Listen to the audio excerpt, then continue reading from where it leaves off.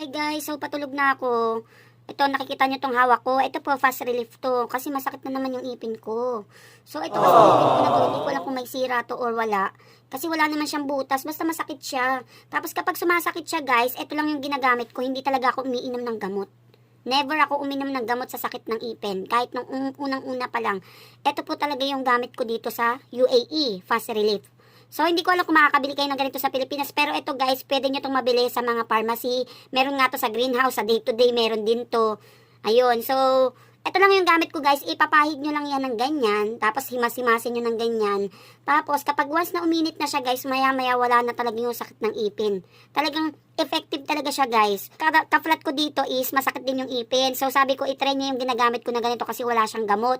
Tsaka yung gamot na ginagamit niya is hindi na rin effective. So, nasanay na rin kasi siya sa gamot. Nung pinagamit ko to sa kanya, ayun nga, mga 5 minuto pa lang nawala na yung sakit ng ipin niya. Pero guys, hindi ko masasabi na forever na mawawala yung sakit ng ipin nyo ha. So, panandalian lang din talaga siya. Yung tipo talagang bigla na nasasakit yung ipin nyo, tapos maglagay kayo ng ganito, mawawala siya.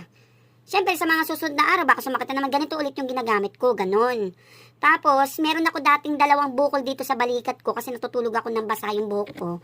May 2 bukol ako dyan, tapos nilalagyan ko siya gabi-gabi, tapos hinihimas ko ng ganyan, minamassage ko siya ng paunti-unti.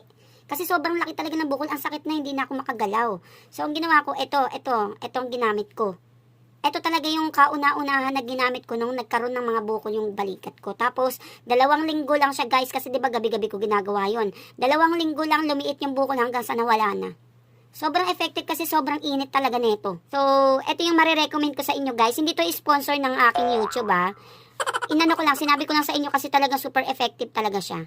So, yun lang naman. Fast Relief po yung pangalan niya guys. Yan, nakikita niyo naman. Merong maliliit nito. Meron ding 2. So, binibili ko palagi. Pag nauubusan ako 2, tsaka lagi ko itong dala sa store. Sa katrabaho ko din, pinahiram ko rin to sa kanya nung time na sumakit din yung ipin niya. So, ito lang yung gamit niya, agad-agad na wala po. So, hindi niya na kailangan uminom pa ng gamot. Okay? So, lagi niyo lang po siyang dalahin sa trabaho.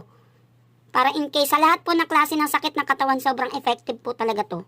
So, ayan, kalalagay ko lang din sa binti ko. Siyempre, tumatanda, ang dami ng mga karamdaman. Nilagyan ko po yung dito kasi nangangalay siya. Hindi ko alam kung bakit siya nangangalay.